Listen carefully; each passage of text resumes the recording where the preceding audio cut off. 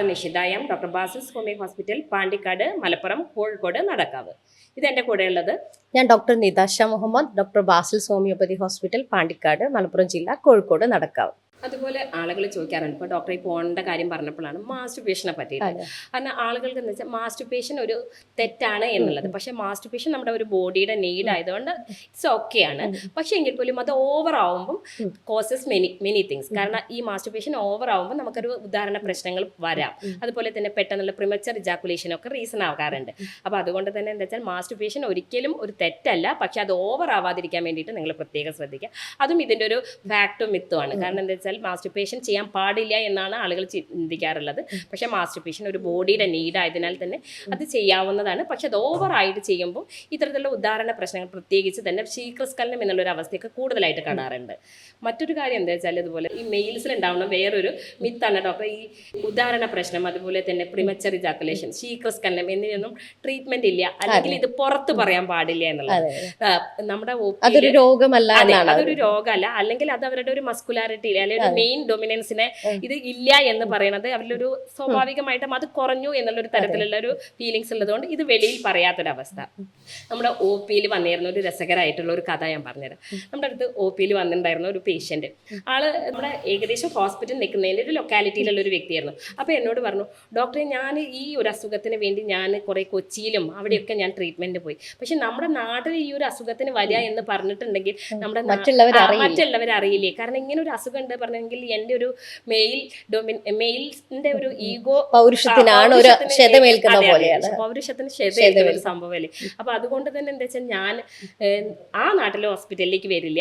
Doctor എനിക്കത് ഓൺലൈനിൽ consultation ചെയ്തോളൂ. അയാൾക്ക് ഉണ്ടായിരുന്ന ഒരു ഇഷ്യൂസ് എന്താ വെച്ചാൽ പെർഫോമൻസ് ആങ്സൈറ്റി ആയിരുന്നു. അപ്പൊ ഞാൻ അദ്ദേഹത്തിനോട് പറഞ്ഞു, നിങ്ങൾ ഒരു തവണ നമ്മുടെ ഒ പിയിൽ വരൂ, എന്നിട്ട് നമുക്ക് കേസ് എടുത്തിട്ട് ഇതിനനുസരിച്ച്. അപ്പം എന്നോട് വെച്ചു, ഡോക്ടർ ഇതിന് അസുഖത്തിന് വന്നു കഴിഞ്ഞാൽ ഞാൻ അറിയില്ല. അപ്പം ഞാൻ പറഞ്ഞു, ഞാൻ ആസ് എ ഒരു ഡോക്ടറാണ്, ഒരിക്കലും ഒരു പേഷ്യന്റിന്റെ കാര്യങ്ങൾ നമ്മൾ റിവീൽ ചെയ്യില്ല, നിങ്ങൾ വരൂ, എന്നിട്ട് നമുക്ക് അതിനനുസരിച്ച് ട്രീറ്റ് ചെയ്യാം. ഇവൻ അദ്ദേഹം ഇന്ന് ട്രീറ്റ്മെന്റ് എടുത്തു വളരെ. അപ്പോൾ അയാൾ, ആ പുള്ളിക്കാരൻ തന്നെ പറയുകയുണ്ടായി, നമ്മുടെ നാട്ടിൽ ഇത്രയും നല്ലൊരു ഹോസ്പിറ്റൽ ഉണ്ടായിട്ട് നമുക്കതിന് ട്രീറ്റ്മെന്റ് എടുക്കാം.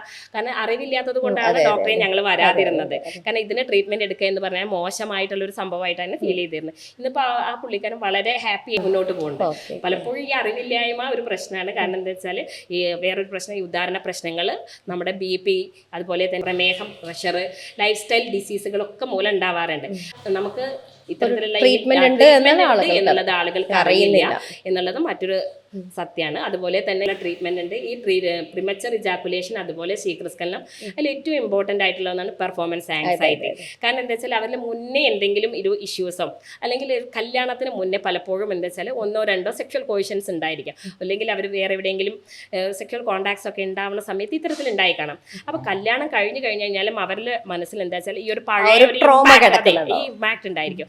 അപ്പം അവർ ഈ കോണ്ടാക്ട് ചെയ്യുന്ന സമയത്ത് അവരിൽ പെട്ടെന്ന് ഇജാക്കുലേഷൻസ് നടക്കുന്നത് കൊണ്ട് തന്നെ എന്താ വെച്ചാൽ എനിക്ക് ഈ ഒരു പ്രിമച്ചർ ഇജാക്കുലേഷൻസ് ആണ് എന്നുള്ളതാണ്. പലപ്പോഴും ആളുകൾ മനസ്സിലാക്കേണ്ട മറ്റൊരു കാര്യം എന്താ വെച്ചാൽ, ഒരു ലോങ് കോണ്ടാക്റ്റിന് ശേഷം നമ്മളൊരു 1-2 മാസം തീരെ സെക്ഷൽ കോണ്ടാക്ട് ഇല്ലെങ്കിൽ പെട്ടെന്നൊരു സെക്ഷൽ ആക്ട് നടക്കുകയാണെങ്കിൽ പെട്ടെന്ന് ഇജാക്കുലേഷൻ ഇസ് എ ക്വൈറ്റ് നാച്ചുറലാണ്. കാരണം അത് ആളുകൾക്ക് അറിയില്ല. നമ്മുടെ അടുത്ത് പ്രവാസികളായിട്ടുള്ള ആളുകളൊക്കെ വരുമ്പോൾ അവർ പറയാറുണ്ട്, ഡോക്ടറെ ഞാൻ ഗൾഫിൽ നിന്ന് ഇന്നലെ വന്നിട്ടേ ഉള്ളൂ, ഇന്നലെ വന്ന സമയത്ത് ഒരു വൈഫായിട്ട് കോണ്ടാക്ട് ഉണ്ടായപ്പോൾ പെട്ടെന്ന് ഇജാക്കുലേഷൻ, അതൊരു അസുഖമാണോ എന്ന് ചോദിക്കാറുണ്ട്. അപ്പോൾ നിങ്ങൾ മനസ്സിലാക്കുക, ഒരു ലോങ് ടൈം കോണ്ടാക്ട് ഇല്ലാതെ ഒരു സെക്ഷൽ കോണ്ടാക്ട് ഉണ്ടാകുമ്പോൾ പെട്ടെന്ന് ഇജാക്കുലേഷനുള്ള പോസിബിലിറ്റി വളരെ സ്വാഭാവികമാണ്. അപ്പോൾ ഡോക്ടർ മുന്നേ പറഞ്ഞു മാസ്റ്റർബേഷൻ്റെ കാര്യം. മാസ്റ്റർബേഷൻ ഹാംഫുൾ ആണ് എന്നുള്ളൊരു മിത്ത് എല്ലാവർക്കും ഉണ്ട്. അത് ചെയ്യുന്നത് തെറ്റാണ് എന്നുള്ളൊരു മിത്ത്. എൻ്റെ ഒ പിയിൽ ഇതുപോലെ ഒരു കേസ് വന്നു. ഭയങ്കര മെലിഞ്ഞ സ്കെൽറ്റൻ ആയിട്ടുള്ള ഒരാളാണ്. മുന്നേ നല്ല തടി ഉണ്ടായിരുന്ന ആളായിരുന്നു. അപ്പോൾ ആള് അത്യാവശ്യം പ്രവാസിയായിട്ടുള്ള ഒരാളായിരുന്നു, ഫാമിലി കൂടെ ഇല്ലാത്ത ഒരാളായിരുന്നു.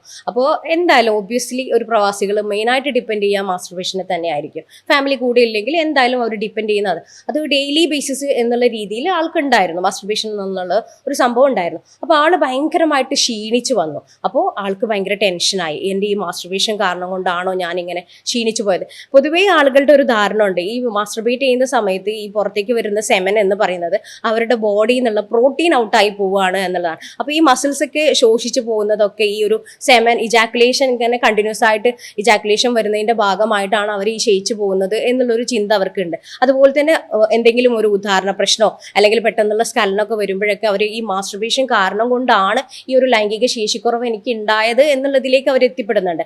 സംഭവം എന്താണെന്ന് വെച്ചാൽ മാസ്റ്റർബേഷൻ ചെയ്യുന്നത് ഒരിക്കലും ഒരു തെറ്റായിട്ടുള്ള കാര്യമല്ല. അതൊരിക്കലും നിങ്ങളുടെ പ്രോട്ടീൻ പോകുന്നതോ ഒന്നുമല്ല. ഇറ്റ്സ് എ ബയോളജിക്കൽ പ്രോസസ്സാണ്. അതൊരു നമ്മളൊരു സൈക്കിൾ മെയിൻറ്റെയിൻ ചെയ്യാൻ. ഇപ്പോൾ പ്രോസ്റ്റേറ്റിൽ നിന്ന് സെമൻ പ്രൊഡക്ഷൻ ഉണ്ടാകുമ്പോൾ നമ്മുടെ ബോഡിയിൽ ഒരു സെമൻ പ്രൊഡ്യൂസ് ചെയ്യുമ്പോൾ അത് ഔട്ടായി പോകുക എന്നുള്ളത് ഒരു നോർമൽ ആയിട്ടുള്ള പ്രോസസ്സാണ്. അപ്പോൾ ഫാമിലി കൂടെ ഇല്ലാത്ത ആളുകൾക്ക് ആകെ ഡിപ്പെൻഡ് ചെയ്യാൻ പറ്റുന്ന ഒരു സംഭവം മാസ്റ്റർബേഷൻ മാത്രമാണ്. അത് ഔട്ടായി പോവുകയും കൂടെ വേണം. ഇല്ലെങ്കിൽ പ്രോസ്റ്റേറ്റ് കംപ്ലയിൻസ് പോലത്തെ പ്രശ്നങ്ങൾ ഉണ്ടാകും. അത് നോർമലായിട്ട് ബയോളജിക്കലി ഒരു സൈക്കിൾ മെയിൻറ്റെയിൻ ചെയ്ത് പോകണം. പക്ഷെ അതിൽ മെയിനായിട്ട് ശ്രദ്ധിക്കേണ്ട ഒരു കാര്യം എന്താ വെച്ചാൽ അത് ഓവർ ആകാനും പാടില്ല. അത് ഓവർ ആകുമ്പോൾ സംഭവിക്കുന്നത് എന്താ വെച്ചാൽ നമ്മൾ അഡിക്ഷൻ എന്നുള്ള രീതിയിലേക്ക് പോകും. മാസ്റ്റർബേഷനോട് അഡിക്റ്റ് ആയിട്ട് പോകും. അത് നമ്മുടെ ഡെയിലി ആക്ടിവിറ്റീസിനെ ബാധിക്കും. ഇപ്പോൾ ജോലിയൊക്കെ ചെയ്യുന്ന ആളുകളാണെങ്കിൽ അവർക്ക് ജോലിയിൽ കോൺസെൻട്രേറ്റ് ചെയ്യാതിരിക്കാൻ പറ്റുക. അതുപോലെ തന്നെ പഠിക്കുന്ന കുട്ടികളാണെങ്കിൽ അവർക്ക് പഠിത്തത്തിൽ കോൺസെൻട്രേറ്റ് ചെയ്യാൻ പറ്റില്ല. പിന്നെ അതുപോലെ തന്നെ മെയിനായിട്ട് പാർട്ട്ണറോടുള്ള താല്പര്യക്കുറവ്. അതിനോട് അഡിക്ഷനായി വരുമ്പോൾ അതിൽ അവർ കൂടുതൽ സാറ്റിസ്ഫാക്ഷൻ കണ്ടെത്തും. മെയിനായിട്ട് ഡോപ്പാമിൻ റഷ് ഭയങ്കരമായിട്ട് കൂടുതലായിരിക്കും. ഈ മാസ്റ്റർബേഷൻ ചെയ്യുമ്പോൾ എന്തായാലും നമ്മളൊരു പോൺ വീഡിയോ കണ്ടായിരിക്കും ഇത് മെയിനായിട്ട് ചെയ്യുന്നത്. അപ്പോൾ ഈ ഡോപ്പാമിൻ റഷ് ഒക്കെ ഭയങ്കരമായിട്ട് വരുമ്പോൾ അതിലായിരിക്കും അവർ കൂടുതൽ എക്സൈറ്റ്മെൻറ്റും പ്ലഷറും കണ്ടെത്തുന്നത്. ഐ മീൻ നോർമൽ സെക്സിനേക്കാൾ, സ്വന്തം വൈഫുമായിട്ടുള്ള സെക്സിനേക്കാൾ കൂടുതൽ പ്ലഷർ കണ്ടെത്തുന്നത് അവർ അതിലായിരിക്കും. അപ്പോൾ അതിനോടൊരു അഡിക്ഷൻ എന്നുള്ള രീതിയിലേക്ക് ആകുമ്പോൾ അതൊരു തെറ്റിലേക്ക് പോകുന്നുണ്ട്. നമ്മുടെ ഒരു മെറൈറ്റൽ ലൈഫിനെ തന്നെ ബാധിക്കുന്ന രീതിയിലേക്ക് പോകുന്നു. അപ്പോൾ കറക്റ്റായിട്ട് ചെയ്യേണ്ട കാര്യം ഒരു നോർമൽസി മെയിൻറ്റെയിൻ ചെയ്യുക എന്നുള്ളതാണ് അവിടെ ചെയ്യേണ്ട കാര്യം. അല്ലാതെ മാസ്റ്റർബേഷൻ തെറ്റാണ് എന്ന് കരുതി പക്ക അത് എടുത്തു വെക്കേണ്ട കാര്യമൊന്നുമില്ല. നമ്മളൊരു നോർമൽസി മെയിൻറ്റെയിൻ ചെയ്ത് കഴിഞ്ഞാൽ നമ്മൾ ഹെൽത്തി ആയിട്ട് അത് കൊണ്ടുപോകാൻ പറ്റുന്ന കാര്യങ്ങൾ. അപ്പോൾ ഞാൻ ആ പേഷ്യൻ്റെ അടുത്ത് പറഞ്ഞ് മനസ്സിലാക്കി കൊടുത്തു, ഒരിക്കലും നിങ്ങൾ ഈ സ്കെൽറ്റനായി പോയത് അല്ലെങ്കിൽ മെലിഞ്ഞു പോയത് ഇതിൻ്റെ ഭാഗമായിട്ടൊന്നുമല്ല. അങ്ങനെ ഇൻവെസ്റ്റിഗേഷൻസ് ഒക്കെ നമ്മൾ ചെയ്തപ്പോഴാണ് ആൾക്ക് ഇതുപോലെ ഉദാഹരണത്തിലും പ്രശ്നങ്ങൾ ഉണ്ടായിരുന്നു, പ്രീമച്ചർ ഇജാക്കുലേഷൻ ഒക്കെ ഉണ്ടായിരുന്നു. ഇൻവെസ്റ്റിഗേഷൻസിലോട്ടൊക്കെ പോയപ്പോഴാണ് ഡോക്ടർ പറഞ്ഞ പോലെ തന്നെ ലൈഫ് സ്റ്റൈൽ ഡിസീസ് ആയിട്ടുള്ള ഷുഗർ കയറി കൂടിയിട്ടുണ്ട്.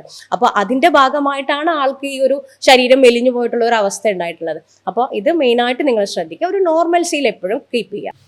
അതുപോലെ വേറൊരു കാര്യമുണ്ട് ഡോക്ടർ, ഇപ്പോൾ ഒരു മിത്തായിട്ട് ആളുകൾ ചിന്തിക്കാറുണ്ട്, എക്സ്പെഷ്യലി എന്താ വെച്ചാൽ ഒരു ടീനേജേഴ്സ് ആയിട്ടുള്ള ആളുകൾ നൈറ്റ് ഫോൾ ഉണ്ടാവുന്നത് നോർമലാണോ എന്ന്. പലപ്പോഴും നമ്മളടുത്ത് അവർ മെസ്സേജ് ചെയ്തിട്ടും കമൻസിലൊക്കെ ചോദിക്കാറുള്ള ഒരു കാര്യമാണ് നൈറ്റ് ഫോൾ നോർമലാണോ എന്ന്.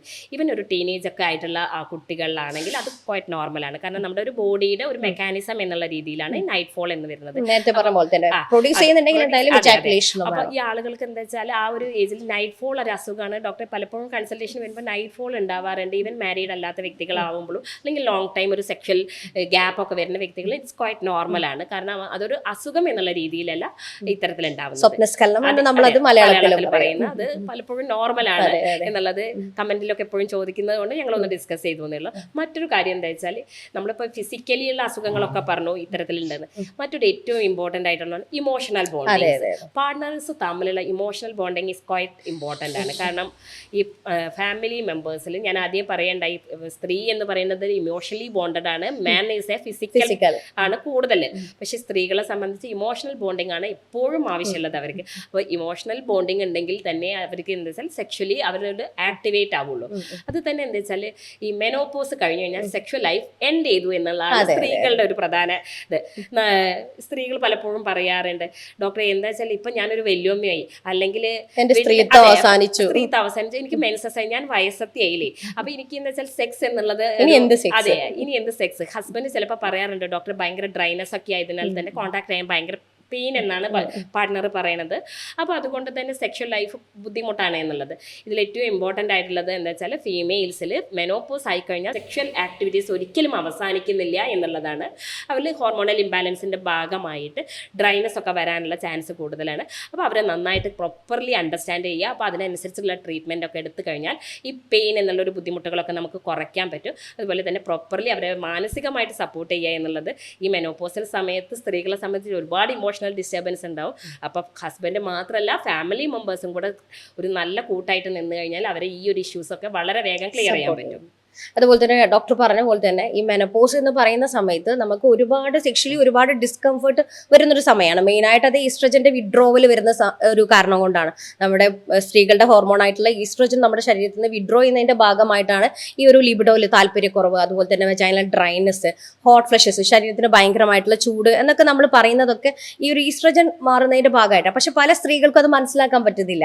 ഈ ഒരു കാരണം കൊണ്ടാണ് എനിക്ക് ഈ താല്പര്യക്കുറവ്. അത് കറക്റ്റായിട്ട് ട്രീറ്റ്മെന്റ് എടുത്തു കഴിഞ്ഞാൽ അല്ലെങ്കിൽ ഒരു മെഡിക്കൽ അഡ്വൈസ്, ഒരു ഡോക്ടറുടെ ഒരു നിർദ്ദേശം എടുത്തു കഴിഞ്ഞാൽ എനിക്കത് ട്രീറ്റ് ചെയ്ത് മാറ്റാവുന്നതാണ് എന്നുള്ളത് ആരും മനസ്സിലാക്കുന്നില്ല. അപ്പോൾ ഈ ഒരു സമയത്ത് ഇപ്പോൾ പുരുഷന്മാർക്കാണെങ്കിൽ അവർക്കൊരു ജോബ് സ്ട്രെസ് അല്ലെങ്കിൽ ഫിനാൻഷ്യൽ സ്ട്രെസ് അങ്ങനത്തെ കാര്യങ്ങളൊന്നും കൂടുതലായിട്ട് വരുന്നില്ല. ഫിനാൻഷ്യലി സ്റ്റേബിൾ ആയിട്ടുണ്ടാകും, ചിലപ്പോൾ റിട്ടയർഡ് ആയിട്ടുണ്ടാവും. ഇനി വീട്ടമ്മമാരാണെങ്കിലും അവരുടെ മക്കളൊക്കെ വലുതായി അവരുടെ റെസ്പോൺസിബിലിറ്റീസ് ഒക്കെ കുറച്ച് ഇറക്കി വെക്കുന്ന ഒരു സമയം. അപ്പോൾ ഈ സമയത്താണ് അവർക്ക് ഏറ്റവും കൂടുതൽ സെക്സ് ആസ്വദിക്കാൻ പറ്റുന്ന സമയം. പക്ഷെ അത് അവർ പലരും മനസ്സിലാക്കുന്നില്ല. അവരുടെ വിചാരം എന്താ, ചിലപ്പോൾ ഒരു പുരുഷനാണെങ്കിലും ഏജ് ഒരു 50+ ആയി കഴിഞ്ഞാൽ, ഒരു ഓൾഡ് ഏജ് ആയി കഴിഞ്ഞാൽ അവർക്ക് കുറേ ഡിസ്ഫങ്ഷൻസ് വരും. ഡോക്ടർ പറഞ്ഞ പോലെ തന്നെ ഉദാഹരണത്തിലുള്ള പ്രശ്നങ്ങൾ, അല്ലെങ്കിൽ ടൈമിങ്ങിലുള്ള പ്രശ്നങ്ങൾ, അല്ലെങ്കിൽ താല്പര്യത്തിൽ, അല്ലെങ്കിൽ ഇതിന്റെ സൈസ് കുറഞ്ഞു വരും. അങ്ങനെ പല പല പ്രശ്നങ്ങൾ പുരുഷന്മാർക്ക് ഉണ്ടാകുമ്പോൾ അവർ കരുതുന്നത് പ്രായമായില്ലേ, ഇനി ഇത്രയൊക്കെ ഉണ്ടാകുള്ളൂ എന്നാണ് കരുതി വെക്കുന്നത്. പക്ഷെ അതിന്റെ ഒരു കറക്റ്റ് ആയിട്ടുള്ള ഒരു കോസ്, ഒരു റൂട്ട് കോസ് നോക്കുമ്പോൾ അതിനൊരു കോസ് ഉണ്ടായിരിക്കും. അത് നമ്മൾ ട്രീറ്റ് ചെയ്ത് കറക്റ്റായിട്ട് മനസ്സിലാക്കി ഇൻവെസ്റ്റിഗേഷൻസ് ഒക്കെ ചെയ്ത് ട്രീറ്റ് ചെയ്ത് മാറ്റിക്കഴിഞ്ഞാൽ you can take it back. നിങ്ങളുടെ സെക്സ് വീണ്ടും നിങ്ങൾക്ക് നല്ല പൂർണ്ണ ആവേശത്തോടു കൂടി തിരിച്ചെടുക്കാൻ പറ്റുന്നതേ ഉള്ളൂ.